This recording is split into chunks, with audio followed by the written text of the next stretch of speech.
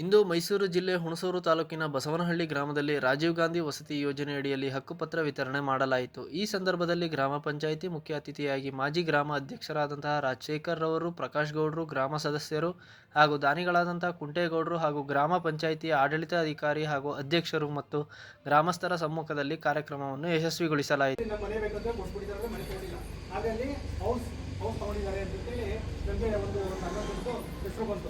ಅದನ್ನು ರದ್ದುಪಡಿಸಬೇಕು ಅಂತೇಳಿ ನಾವು ಜಿಲ್ಲಾ ಪಂಚಾಯತಿಗೆ ಅದಕ್ಕೆ ಸ್ವಲ್ಪ ಓಡಾಡಿದ್ವಿ. ಆಮೇಲೆ ಕೆಲವೊಂದು 5 ಫಲಾನುಭವಿಗಳು ರೇಷನ್ ಕಾರ್ಡ್ ಬರ್ತಿರಲಿಲ್ಲ. ನಿಮ್ಮ ಫ್ಯಾಮಿಲಿ ನೀವೆಲ್ಲ ರೇಷನ್ ಕೊಡ್ತಾ ಇದ್ರಿ, ರೇಷನ್ ಕಾರ್ಡು ಇದೆ, ಆದರೆ ನಮ್ಮ ನಿಗಮದಲ್ಲಿ ಅದು ಬರಬೇಕು. ಅದು ಎಷ್ಟು ನಮ್ಮ ಇದರಲ್ಲಿ ಡಾಟಾ ಬರಬೇಕು. ಆಗ ಒಂದು 5 ಜನದ್ದು ಬರ್ತಾ ಇರಲಿಲ್ಲ. ಅವಾಗ ಏನು ಮಾಡಿದ್ವಿ, ಅದನ್ನು ಜಿಲ್ಲಾ ಪಂಚಾಯತಿಯಿಂದ ನಿಗಮ ಕಳಿಸ್ಕೊಟ್ಟಾಗ ನಮ್ಮ ರಾಜಶೇಖರ ಸ್ವಾಮಿ ಅವರು ನಮ್ಮ ಅಧ್ಯಕ್ಷರು ಒಂದು 2 ಸರಿ ಓಡಿ ಅದು ಬರೋ ಥರನೂ ವ್ಯವಸ್ಥೆ ಮಾಡಿದ್ದಾರೆ. ಹಾಗಾಗಿ ಇವೆಲ್ಲವನ್ನ ಟೆಕ್ನಿಕಲ್ ತಾಂತ್ರಿಕವಾಗಿ ಏನು ಸಮಸ್ಯೆಗಳಿದೆ ಈ ಸಮಸ್ಯೆನ ಬಗೆಹರಿಸ್ಕೊಂಡಿದ್ದೀವಿ ನಾವು. ಈಗ ಸಣ್ಣ ಹೆಚ್ಚುಗಳನ್ನು ಬಗೆಹರಿಸ್ಕೊಂಡಿದ್ದೀವಿ ನಾವು. ಈಗ ಬಗೆಹರಿಸ್ಕೊಂಡ ಮೇಲೆ ಫೈನಲ್ ಆಗಿ ನಾವು ಇದನ್ನ ಗ್ರಾಮ ಸಭೆ ಮಾಡಬೇಕು.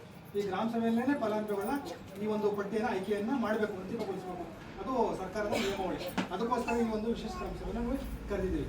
ಈಗ ಕರೆದು ಇಲ್ಲಿ ನಿಮ್ಮ ಫಲಾನುಭವಿಗಳನ್ನ ನಾವು ಏನೋ ಹೇಳ್ತೀನೋ ಆ ಪ್ರಕಾರವಾಗಿ ನಾವು ಇಲ್ಲಿ ಆಯ್ಕೆ ಮಾಡಿರ್ತೀವಿ. ಏನಾದ್ರು ತಕರಾರುಗಳಿದ್ರೆ ಇಲ್ಲೇ ನೀವು. ಕ್ಯಾಮರಾ ಪರ್ಸನ್ ರಿಷಬ್ ಜೊತೆ ಶ್ರೀನಿವಾಸ್, ಮೈಸೂರು.